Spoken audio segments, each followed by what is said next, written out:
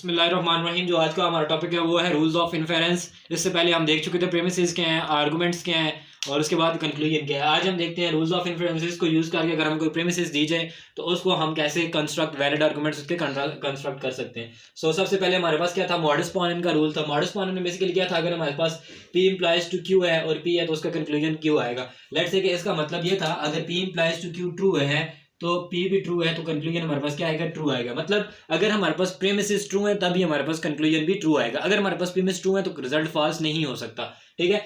P implies to Q से क्या मुराद है, अगर P भी ट्रू है हमारे पास, Q भी ट्रू है और देयरफॉर P भी हमारे पास, क्योंकि P ट्रू है तो ट्रू है, इसका कंक्लूजन भी ट्रू आएगा, इसका कंक्लूजन ट्रू आएगा, तो देयरफॉर Q भी हमारे पास क्या आएगा, ट्रू आएगा। इसको हम इस फॉर्म में भी लिख सकते थे क्योंकि मैंने आपको बताया था if premises then Q, if premises then conclusion की जगह मैं सिर्फ C1 लिख रहा हूँ। तो मतलब इसको हम P इम्प्लाइज टू Q के फॉर्म में लिख सकते हैं। ठीक है।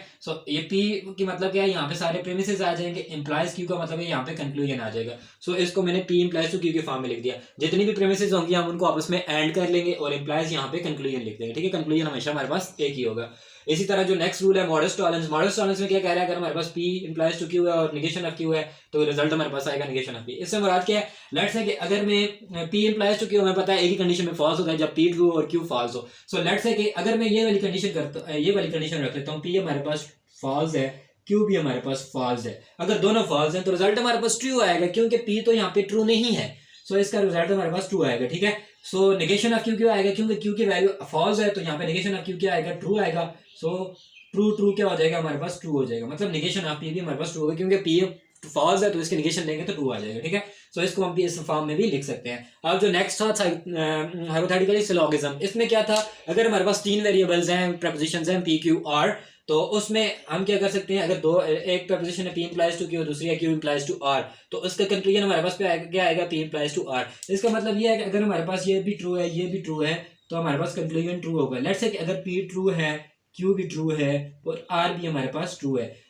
अगर P भी ट्रू है, Q भी ट्रू है, R भी ट्रू है, जिस तरह हम कह सकते हैं P implies to Q implies to R, तो हम कह सकते हैं P इम्प्लाइज टू R, क्योंकि P और R भी ट्रू है तो इसका रिजल्ट भी हमारे पास ट्रू ही आएगा। तो इसको भी हम इस फॉर्म में लिख सकते हैं। हमने प्रीमिसेस के दरमियान में एंड डाल दिया है और इम्प्लाइज टू यहाँ पे कंक्लूजन लिख दिया। इस तरह जो नेक्स्ट रूल आ रहा है हमारे पास, डिसजंक्शन सिलोगिज्म, इसमें क्या होता है, बेसिकली इसमें हमारे पास लेट्स से कि दो प्रपोजिशंस है P और Q, अगर उनका आपस में जब हम R लेते हैं P और Q, तो उसके साथ अगर हम एंड करें निगेशन ऑफ P का, तो रिजल्ट हमारे पास क्या आता है, Q आता है। लेट्स से कि अगर P और Q हमारे पास ट्रू है, P निगेशन ऑफ P भी ट्रू है, तो Q हमारे पास ट्रू आएगा।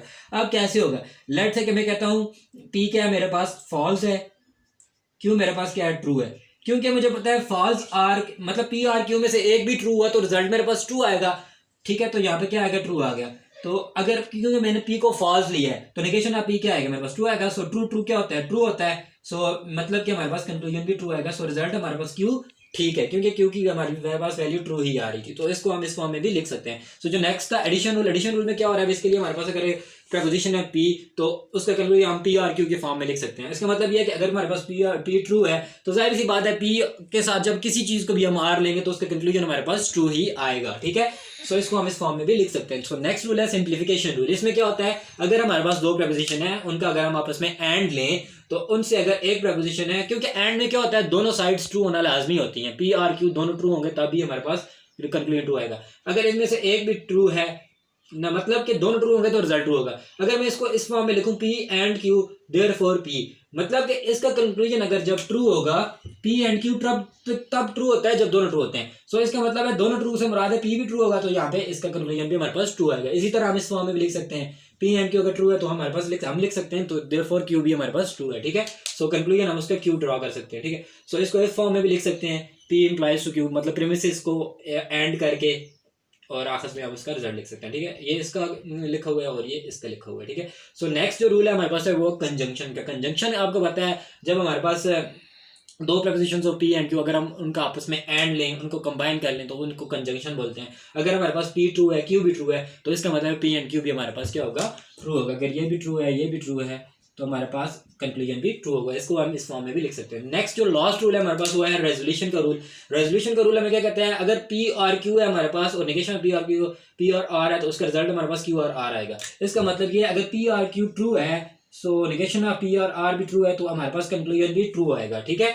सो ये कैसे आएगा, देखें अगर पी और क्यू, लेट्स से कि पी मेरे पास क्या है, ट्रू है, क्यू भी मेरे पास ट्रू है, ठीक है।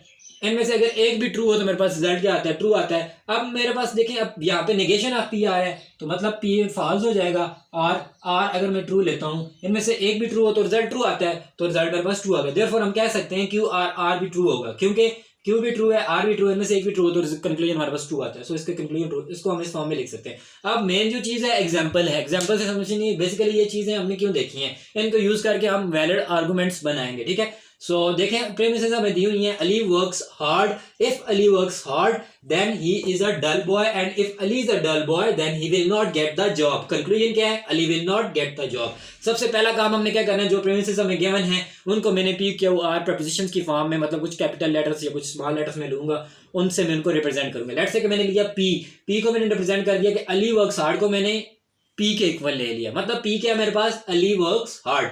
सो क्यू मैंने क्या लिया, आगे मेरे पास एक और जगह आ रहा था then is a dull boy, Ali is a dull boy, so मैंने यहाँ पे क्यू ले लिया, Ali is a dull boy. और आर मैंने क्या ले लिया, मतलब कि अली विल, मतलब कि then he will not get the job, not था तो मैंने यहाँ पे क्या ले लिया, Ali will get the job. मतलब मैंने तीन प्रपोजिशंस इस प्रेमिसेस से बना ली हैं, Ali works hard, Ali is a dull boy, Ali will get the job, तीन प्रेमिसेस बना लिए मैंने इससे। अब मैं क्या करूंगा, इन प्रेमिसेस के जो मतलब जो वेरिएबल मैंने लिखे हैं इनको मैं क्या करूंगा, इनको मैं प्रपोजिशंस की फॉर्म में, वेरिएबल्स की फॉर्म में लिखूंगा, मतलब कि स्टेटमेंट्स जिस तरह हम शॉर्ट नोटेशन कहते हैं ना, शॉर्ट नोटेशन में मैं इसको लिखूंगा। लेट्स से मेरे पास पहले क्या था, पहले अब प्रेमिसेस को पढ़े, पहले क्या है, Ali works hard, Ali works hard मेरे पास किसके इक्वल है, पी के इक्वल है, तो मैंने यहाँ पे जस्ट पी लिख लिया।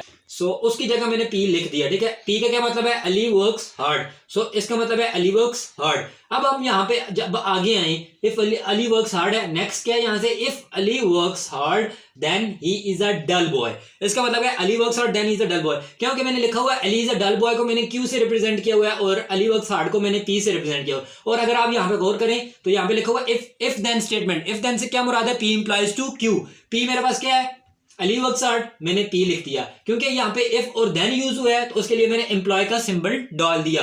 आगे क्या है, then he is a dull boy, he is a dull मतलब Ali is a dull boy, उसको मैंने क्यू से रिप्रेजेंट किया तो उसकी जगह मैंने यहाँ पे क्यू लिख दिया। So P implies to Q का मतलब क्या है, if Ali works hard then he is a dull boy, तो मतलब पी इंप्लाइज टू क्यू लिख दिया। अब अगर मैं इससे आगे जाऊं, ठीक है, and if Ali is a dull boy then he will not get the job, next क्या है, if Ali is a dull boy, Ali is a dull boy क्या है, क्यू, सो यहाँ पे मैंने क्यू लिख दिया, ठीक है, क्योंकि इफ देन स्टेटमेंट यूज हुई है तो मैंने एम्प्लॉय वाला सिंबल डाल दिया। और आगे क्या है, then he will not get the job, क्योंकि आर मैंने लिखा था Ali will get the job, यहाँ पे नॉट आ रहा है तो मैं यहाँ पे नेगेशन ऑफ आर लिख दिया है। Q implies to negation of R का क्या मतलब है, मतलब if Ali is a dull boy then he will not get the job, मतलब ये तीनों, मतलब कि इनको मैंने जो स्टेटमेंट थी इनको इन वेरिएबल फॉर्म में रिप्रेजेंट कर दिया। अब मेरे पास कंक्लूजन क्या आ रहा था, Ali will not get the job, क्योंकि मैंने आर लिया था Ali will get the job, so Ali will not get the job मेरे पास अगर कंक्लूजन है तो मैं इसको क्या लिखूंगा, negation of R. Negation of R का मतलब यह है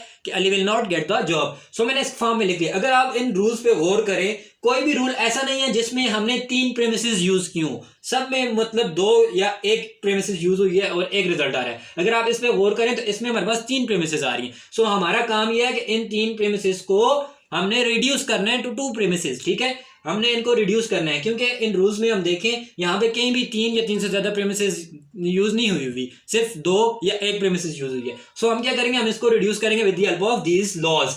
अब अगर मैं इन तीन में से कोई भी दो ले लेता हूँ, इन तीन में से दो कोई भी दो लूंगा और उन पे कुछ कोई ना कोई रूल अप्लाई करूँ। लेट्स से मैं पहली दो ले लेता हूँ, मैंने जब पहली दो ली पी और पी इंप्लाइज टू क्यू, अब मैं इस पे देखता हूँ कौन सा रूल अप्लाई हो सकता है। अगर हम पहले रूल पे देखें, क्या P implies to Q, P therefore Q, मतलब इसका कंक्लूजन हमारे पास क्यू आ रहा है। सो मतलब अगर इस पे मैं पहला रूल अप्लाई करूं, कौन सा, मॉडस पोनेन रूल, एमपी में लिख रहा हूं, मॉडस पोनेन रूल अप्लाई करूं, मतलब ये ऊपर नीचे लिखा हुआ है, मतलब एक ही है, क्यों दोनों का आपस में क्या लेते होते हैं, हम एंड लेते होते हैं, ठीक है।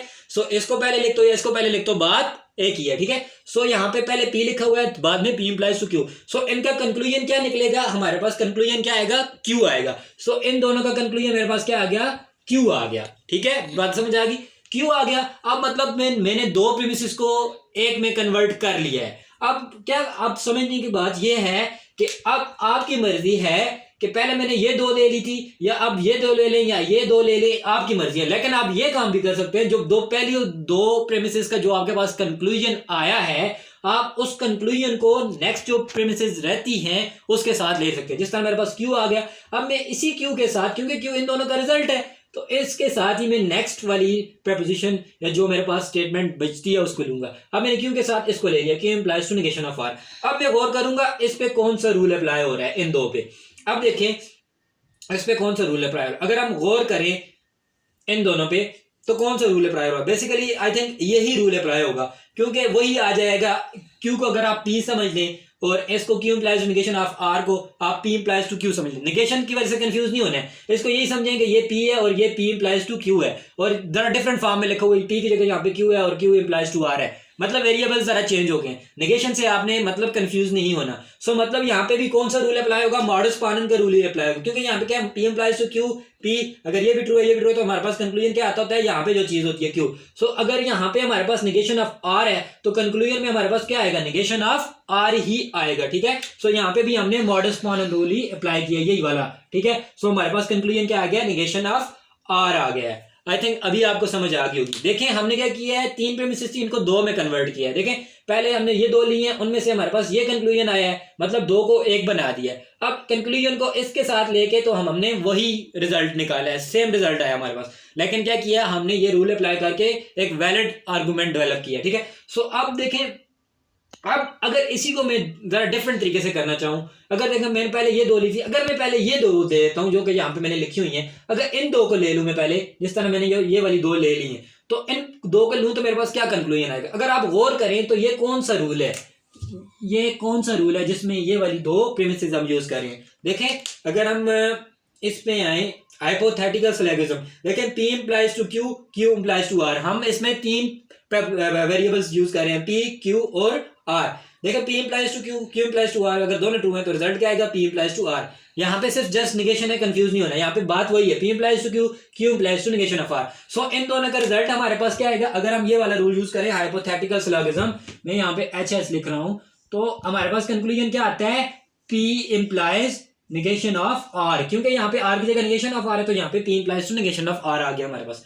अब अगर हम P implies to negation of R को पी के साथ ले, क्योंकि पीछे पी बचता है ना हमारे पास, जब मैंने उसको पी के साथ लिया तो ये कौन सा रूल बन गया, यही वाला रूल बन गया कि नहीं बन गया, पी इंप्लाइज टू क्यू और पी मॉडस पानन रूल। इसमें क्या है, P implies to Q true है तो पी भी ट्रू होगा, तो रिजल्ट हमारे पास क्या आएगा, जो यहाँ पे चीज होती है। देखें यहाँ पे आर है, नेगेशन ऑफ आर है, P implies to negation of R, और यहाँ पे पी है, सो देयरफॉर रिजल्ट हमारे पास नेगेशन ऑफ आर आएगा। बेसिकली आपको इस तरह के क्वेश्चन दिए जा सकते हैं, प्रीमिसेस दी जा सकती हैं और कंक्लूजन दिया जा सकता है। उससे पहले आपने इस तरह के मतलब उनको डिक्लेयर करना है, कुछ स्मॉल अल्फाबेट्स लेके, ठीक है, P Q R S T U V, ठीक है। फिर आपने उनको इस फॉर्म में लिखना है, इस फॉर्म में लिख के फिर अगर उसकी प्रीमिसेस तीन से ज्यादा हैं, 4-5 ही हैं, तो आपने इसको रिड्यूस करना है विद अप टू 2 प्रीमिसेस, और इसमें आप मतलब के कोई भी प्रीमिस ले सकते हैं, मतलब कि जो आपने मतलब कि रिजल्ट ठीक आना चाहिए, ठीक है। So that's all from this video, मिलते हैं इंशाल्लाह नेक्स्ट लेक्चर में।